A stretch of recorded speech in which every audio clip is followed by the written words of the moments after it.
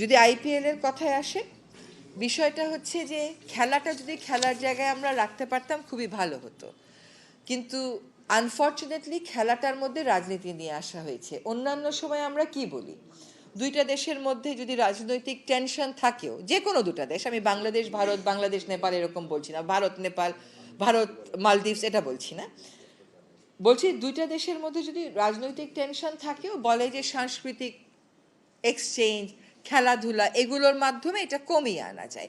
এখানে দেখা গেল সম্পূর্ণ উল্টো কাজটা করা হয়েছে।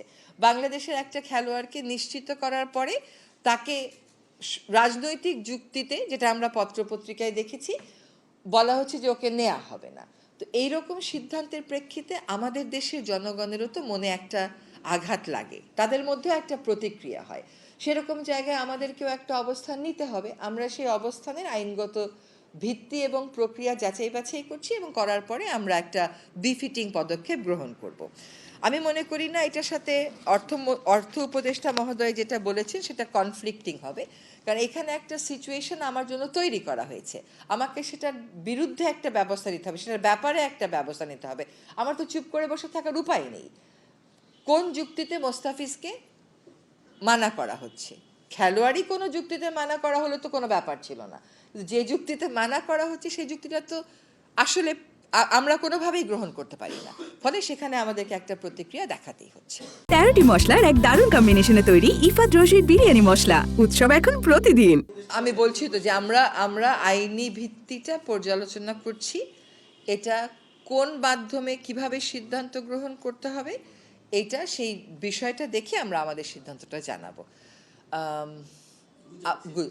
গুজব অনেক কয়টা মাধ্যম থেকেই কিন্তু ফ্যাক্ট চেক করে, এখন মাননীয় প্রধান উপদেষ্টার ওখান থেকেও দেখা যাচ্ছে কিছু কিছু ফ্যাক্ট চেক করে বলা হচ্ছে, কিছু কিছু মিডিয়া সেল থেকে ফ্যাক্ট চেক করা হচ্ছে, আমাদেরও পিআইডি রয়েছে।